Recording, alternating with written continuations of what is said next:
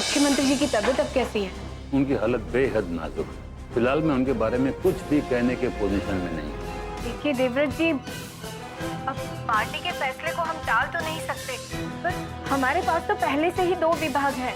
देखिए, अगर आप विभाग नहीं संभाल पाई तो विभागों का बंटवारा हो जाएगा। फिलहाल आपको मुख्यमंत्री का पद संभालना है। छानबीन तो अब भी होगी। छानबीन करने का दावा तो हर पार्टी करती है मैडम, और हो सकता है कि जो घोटाले की छानबीन हो रही थी उसे रोकने के लिए ही मां पे हमला करवाया गया हो।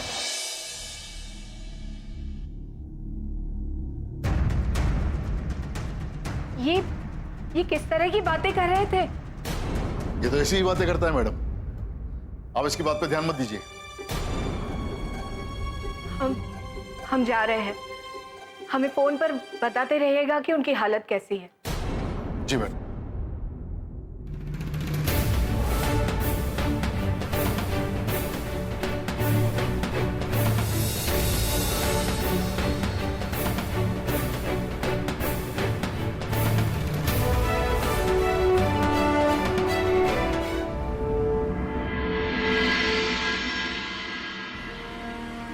अभी जनता जनार्दन पार्टी की ओर से प्रेस कॉन्फ्रेंस करके ये कहा गया है कि श्रीमती शारदा देवी की हालत अभी भी नाजुक बनी हुई है, इसीलिए यह कार्यकारी मुख्यमंत्री का पद श्रीमती मेघना देवी को सौंपा जा रहा है। यानी कि अब मेघना देवी ही अपना प्रदेश की कार्यकारी मुख्यमंत्री बनेंगी। प्रदेश के नाजुक हालात के बारे में सोचकर पार्टी के महासचिव देवव्रत जी भी काफी असहाय और दुखी नजर आ रही थी। उन्होंने ये भी कहा कि पूरा प्रदेश शारदा देवी की दीर्घायु के लिए प्रार्थना कर रहा है। फिलहाल ये बात पक्की हो चुकी है कि अपना प्रदेश की बागडोर अब मेघना देवी के हाथों में होगी। कल मेघना देवी को पद और गोपनीयता की शपथ दिलाई जाएगी।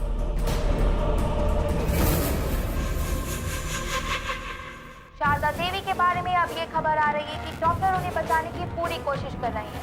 उन्हें वेंटिलेटर पर रखा गया है और फिलहाल उनकी हालत नाजुक बनी हुई है। लो, मेघना देवी को आखिर कार्यकारी मुख्यमंत्री घोषित कर दिया गया। पार्टी के सामने कोई विकल्प भी तो नहीं है। आप इतना परेशान क्यों हो रहे हैं शंकर जी? अभी सिर्फ कार्यकारी मुख्यमंत्री घोषित किया गया है और कार्यकारी मुख्यमंत्री का कार्यकाल इतना लंबा नहीं होता है। पार्टी को सिर्फ इस बात का इंतजार है कि शारदा देवी के बारे में कोई फाइनल खबर आ जाए, फिर पार्टी कोई ठोस फैसला लेने के लिए मजबूर है। मुझे भी तो उसी खबर का इंतजार है। अभी तक तो खबर आ क्यों नहीं? हम तक तो खबर बाद में पहुंचती है, पर पता नहीं कैसे मीडिया तक ये खबर पहले पहुंच जाती है।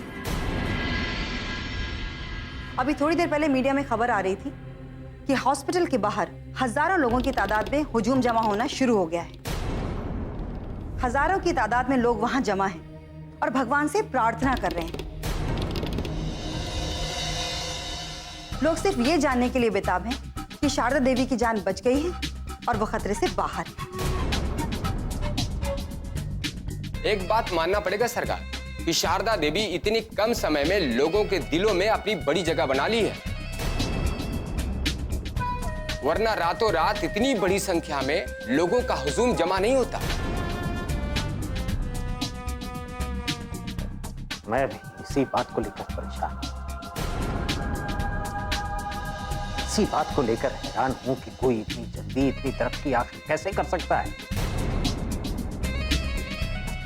अरे, जनता के दिलों में जगह बनाना कोई आसान काम नहीं है। एक महिला होने के नाते ये संभव हो सका है, वरना मंत्रियों की भीड़ तो बहुत है। अब हमारे सामने इंतजार के अलावा और कोई रास्ता नहीं।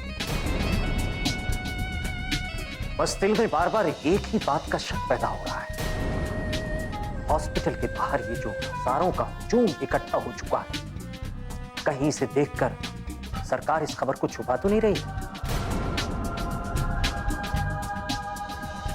आखिर सच्चाई क्या है?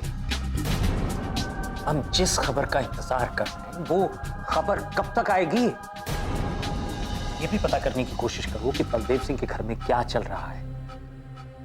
जी।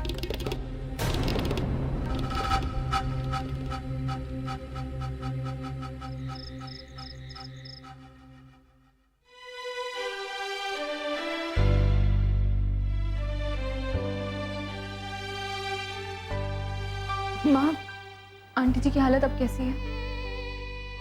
बहुत ही बुरी हालत है उनकी। डॉक्टर उन्हें बचा पाएंगे भी या नहीं पता नहीं, पर एक बात तो पक्का है, जिसने भी उन पर यह हमला किया है वो कानून की नजर से बच नहीं पाएंगे। पर माँ, इसके पीछे किसका हाथ हो सकता है? आंटी जी का कोई दुश्मन भी नहीं है, उन्होंने कभी किसी का कुछ बिगाड़ा नहीं है। कौन हो सकता है उनकी जान के पीछे? नहीं निधि बेटा, हम समझ नहीं पाते, पर दुश्मन कब कहां किस फिराक में होता है इसका हम अंदाजा भी नहीं लगा सकते। ऐसा हमें लगता है कि उनका कोई दुश्मन नहीं था, कोई तो है जिसने ये साजिश की। उन पर गोली चलाने वाला नागा पांडे तो मारा गया, नागा पांडे से ये साजिश कराने वाला अभी भी जिंदा है, आजाद घूम रहा है। कोई तो है जिसने नागा पांडे से ये काम करवाया। माँ, अगर आंटी जी की हालत इतनी नाजुक है तो इस प्रदेश को कौन संभालेगा? फिलहाल पार्टी ने हमें ही कार्यकारी मुख्यमंत्री बनाने का फैसला किया। कार्यकारी मुख्यमंत्री बनने की जिम्मेदारी हमें दी गई और हमने इस जिम्मेदारी से इनकार भी नहीं किया। मुख्यमंत्री बनने के बाद हमारा सबसे पहला कदम ये होगा कि मुख्यमंत्री पर यह हमला करने वाले का चेहरा सबके सामने लाया जाए, और इसीलिए हमने कोई भी ऐतराज किए बगैर ही अपनी हामी भर ली। सच बताएं निधि, हम बिल्कुल खुश नहीं है इस पद को पाकर। बस मुख्यमंत्री जी जल्द ही जल्द ठीक हो जाए और आकर अपना पद संभालें। पूरे रास्ते पर भगवान से प्रार्थना करती आ रही कि मुख्यमंत्री जी की जिंदगी लौटा दे।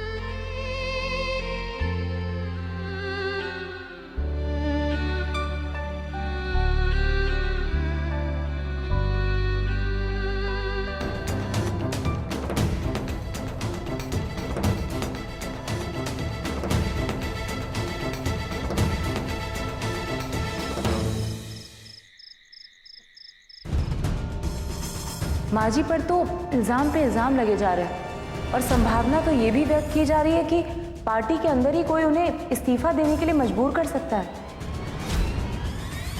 वैसे पापा, विरोधियों को हमारे प्लान के बारे में अंदाजा तो लग चुका है। वो कयास के बहाने अपना शक जाहिर कर चुके हैं। इसका मतलब उसी पार्टी के लोग माँ जी को बदनाम करने की कोशिश कर रहे हैं। हेलो हेलो, कहाँ हैं आप?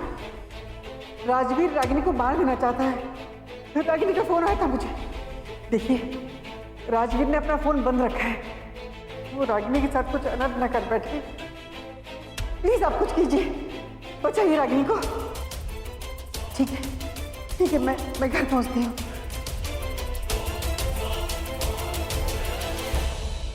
पापा जी, माँ जी पर हुए हमले के तार इस घर से जुड़े हुए, वरना ऐसा कुछ होता ही नहीं। मैं जानता हूं, एक तीर से दो शिकार करने की कोशिश की गई है। जिसने भी ये साजिश रची है, एक तरफ तो उसने शारदा को रास्ते से हटाने की कोशिश की और उसका दूसरा मकसद था मुझे बदनाम करना। तभी तो मेरे घर के बाहर ये घटना को अंजाम दिया गया है। आप ठीक कह रहे पापा जी। अब तक न जाने इस घर की सारी खबरें बाहर पहुंचाई जा रही हैं और अब भी पहुंचाई जा रही हैं, वरना ऐसा होता ही नहीं। हम सोनाली के बारे में कह रहे हैं। आप तो जानते हैं ना, वो हमारे घर के लिए बिल्कुल भी वफादार नहीं है, बल्कि वो तो हमारे दुश्मनों से मिली हुई है। फिर तुम मुझ पर इल्जाम लगा रही हो। मैं जब गलत थी तब थी, लेकिन आज मैं सही और इस घर के प्रति वफादार। इसलिए मुझ पर इल्जाम लगाने की जरूरत नहीं है, समझी? पापा जी, कभी कभी तो मुझे रागिनी पर शक होता है, क्योंकि फोन तो माँ जी को इसी ने ही किया था ना। हमने उस दिन कोई फोन नहीं किया था पापा जी। इससे कहिए कि हम पर झूठा इल्जाम ना लगाए। कल की आई हुई लड़की हमें समझाएगी? हमारे सामने अपनी शराफत का नाटक मत करो। सच सुनने में कड़वा ही होता है। बात खुलनी चाहिए थी, इसीलिए मैंने बोला। बस बस करो तुम दोनों।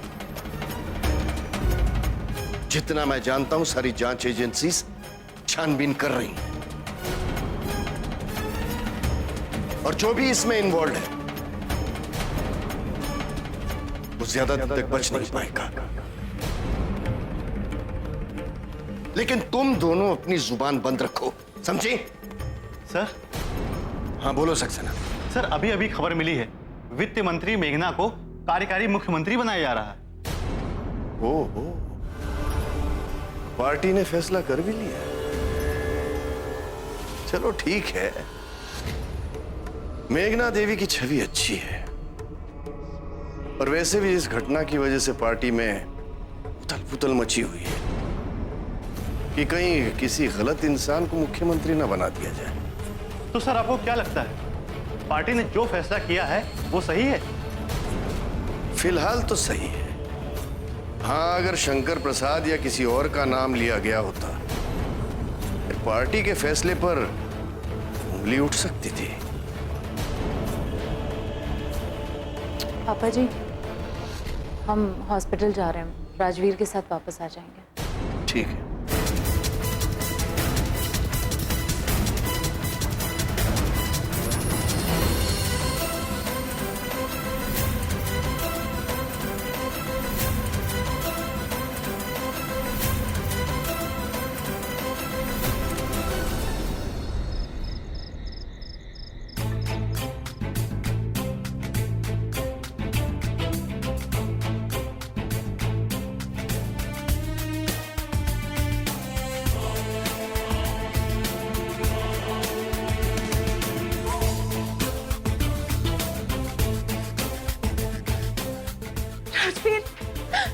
कहाँ है? कैसी है वो? कुछ कहा नहीं जा सकता। डॉक्टर्स एक और ऑपरेशन कर रहे हैं ताकि दूसरी गोली निकाल सके। किसी बड़े डॉक्टर को बुलाया है, लेकिन मुझे लग रहा है कि डॉक्टर्स भी निराश हो रहे हैं। अम्मा जी से इस बात को लेकर नाराज थे, इसमें उनकी कोई गलती भी नहीं थी। शायद अम्मा जी को इस कदर अपना मान चुके थे कि उस बात को लेकर हमने अपने दिल में उनके लिए नफरत बसा ली। सच कहे राजवीर, इसमें गलती तुम्हारी और सोनाली की थी। हम तो माँ जी को सिर्फ इसलिए दोषी समझते थे क्योंकि हमें ऐसा लगता था कि उन्होंने सोनाली को अपनाया कैसे। हम माँ जी से नफरत करते थे, लेकिन कोई ऐसा भी था जो ये समझता था कि माँ जी हमसे बहुत प्यार करती हैं और उसने इसी बात का फायदा उठाया। और माँ जी हमसे इतना प्यार करती थी, इसीलिए उनकी ये हालत है। उनकी हालत के जिम्मेदार सिर्फ हम हैं राजवीर, सिर्फ हम हैं। देखो रागिनी, तुम इस सब के लिए अपने आप को दोषी ठहराओ या मुझे, इससे कुछ बदलने तो नहीं वाला है। हमारी समझ में नहीं आ रहा, हमने तो ये नाटक इसलिए किया था राजवीर कि हम माँ जी को घर वापस लाना चाहते थे। हम सोच भी नहीं सकते कि ये नाटक माँ जी को इस हालत तक पहुंचा देगा। या फिर इस नाटक के पीछे की सच्चाई कुछ और ही है। ये तुम क्या कह रही हो रागिनी?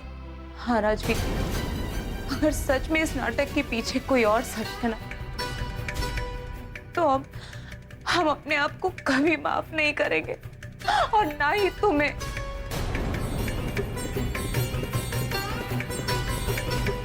ये तुम क्या कह रही हो रागिनी? मेरी बात का यकीन करो, मेरा जो भी मकसद था मैंने तुम्हें वो साफ साफ बता दिया था। मैं सिर्फ माँ को अपना सहारा बनाना चाहता था। प्लीज मेरी बात समझने की कोशिश करो। देखो, फिलहाल हमें ये सारी बातें छोड़कर सिर्फ ये प्रार्थना करनी चाहिए कि माँ की जान बच जाए। पता नहीं दूसरी गोली निकाली जा सकी होगी या नहीं। वेंटिलेटर का इंतजाम करो जल्दी। और तुम इंजेक्शन तैयार करो।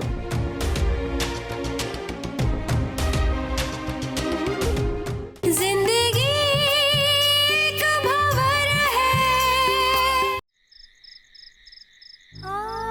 नहीं नहीं, हमें मुबारकबाद देने की कोई जरूरत नहीं है, और ये बात कोई मुबारकबाद देने की नहीं है। हमें इसकी कोई खुशी नहीं होनी चाहिए। हम तो इस पद को मजबूरी में ग्रहण कर रहे हैं, और खुशी और मजबूरी में फर्क होता है। हमें तो ईश्वर से प्रार्थना करनी चाहिए कि डॉक्टर साहब जल्द से जल्द मुख्यमंत्री जी की जान बचाने में कामयाब हो जाए। धन्यवाद।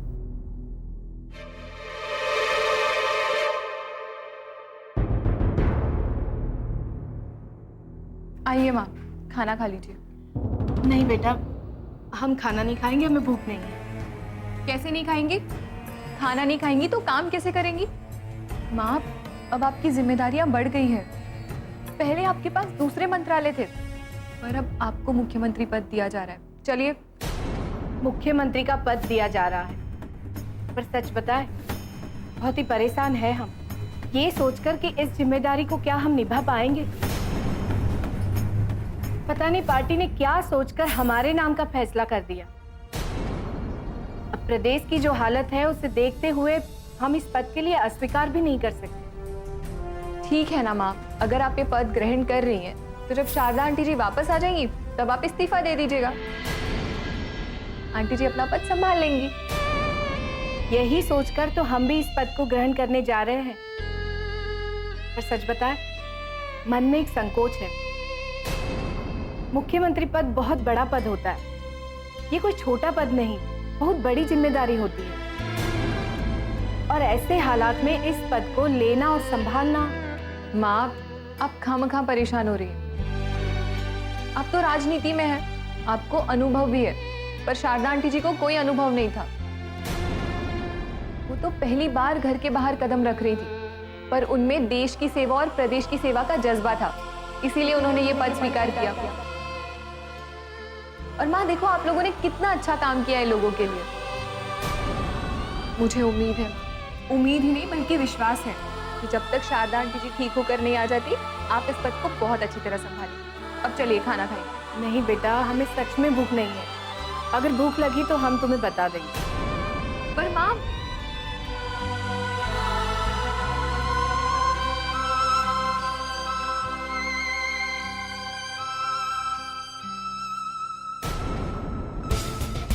दोनों गोलियां तो निकल चुकी है, लेकिन खतरा अभी तक टला नहीं। इन्हें जिंदा रखने की जिम्मेदारी हमारी है, इन्हें जिंदा रखना ही होगा। सब कुछ हमारे हाथ में नहीं होता डॉक्टर, हम अपनी तरफ से कोशिश तो कर ही रहे हैं। हाँ, वो तो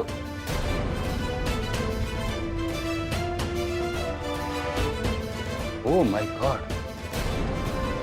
नर्स, वेंटिलेटर का इंतजाम करो जल्दी। और तुम इंजेक्शन तैयार करो।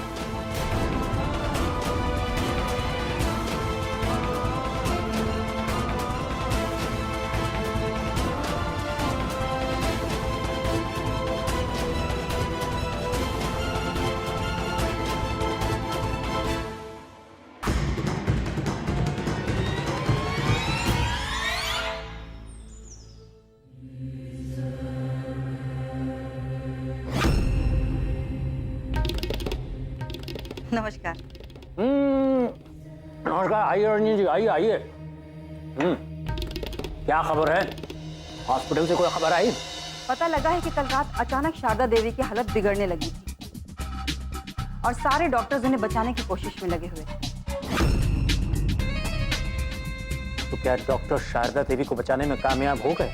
उसके बाद कोई खबर नहीं। उनकी तबीयत बिगड़ रही थी और पूरे हॉस्पिटल में अफरा तफरी का माहौल था। इसीलिए स्टाफ को भी ये पता है कि उनकी हालत बिगड़ी थी, लेकिन उसके बाद डॉक्टर ने क्या स्टेप लिया, क्या ट्रीटमेंट किया, इसके बारे में किसी को कुछ नहीं पता। आखिर मामला क्या है? ये बात अभी तक तो मीडिया में नहीं आई कि शारदा देवी की हालत एक बार फिर से बिगड़ने लगी है। देखो, मीडिया वाले चैनल पर उतनी खबर दिखाएंगे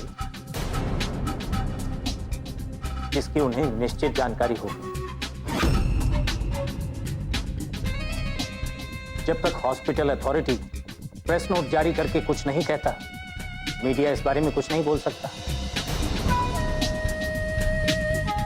लेकिन सवाल ये है, इस छोटी सी खबर को दबा क्यों दिया गया? हाँ, मुझे भी लगता है कुछ तो वजह है। कल रात मेघना देवी को कार्यकारी मुख्यमंत्री बनाने की घोषणा हुई, लेकिन इस वक्त इस प्रदेश का कोई मुख्यमंत्री नहीं है। कहीं ऐसा तो नहीं कि डॉक्टर शारदा देवी को बचा नहीं सके हों? हाँ, मुझे भी ऐसा लग रहा है कि इस बात को छुपाया जा रहा है। डर इस बात का भी है कि कहीं शारदा देवी की मौत की खबर से जनता का आक्रोश न बढ़ा। क्या शारदा देवी की मौत की खबर को दबाकर रखा गया ताकि पहले मेघना देवी कार्यकारी मुख्यमंत्री की शपथ ले ले और फिर ये खबर जनता के बीच लाई जाए? जिंदगी का भंवर है। शायद इसीलिए इस खबर को छुपाया जा रहा हो। लल्लन, जरा टीवी ऑन करो, देखते हैं न्यूज में क्या चल रहा है। अपना प्रदेश की मुख्यमंत्री श्रीमती शारदा देवी की तबीयत को लेकर रहस्य गहराता जा रहा है। जनता जानना चाहती है कि अब उनकी तबीयत कैसी है। पार्टी की ओर से वक्तव्य में ये कहा गया है कि शारदा देवी की हालत नाजुक लेकिन स्थिर है। इसी बीच खबर मिली है कि थोड़ी देर बाद श्रीमती मेघना देवी को कार्यकारी मुख्यमंत्री के रूप में पद व गोपनीयता की शपथ दिलाई जाएगी। शारदा देवी की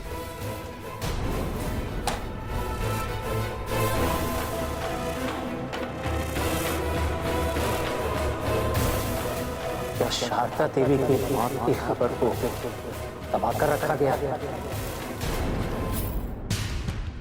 ताकि पहले मेघना देवी कार्यकारी मुख्यमंत्री की शपथ ले ले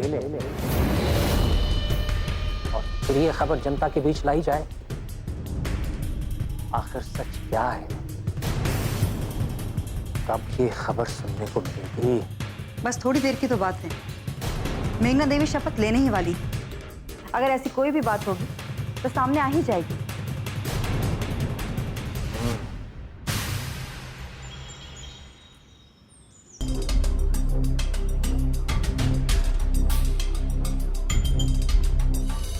सर, हॉस्पिटल से आ रहे हैं आप? हाँ सक्सेना, पता नहीं हॉस्पिटल में क्या ट्रीटमेंट चल रहा है। उन्होंने मुझे शारदा से मिलने नहीं दिया, अरे देखने तक नहीं दिया। पता नहीं क्या चल रहा है। राजबीर का? जी वो अंदर है। राजबीर, राजबीर, तुम जरा टीवी ऑन करो, न्यूज सुननी। जी। अब कुछ खबरें अपना प्रदेश से। अपना प्रदेश की मुख्यमंत्री श्रीमती शारदा देवी की हालत नाजुक बनी हुई है।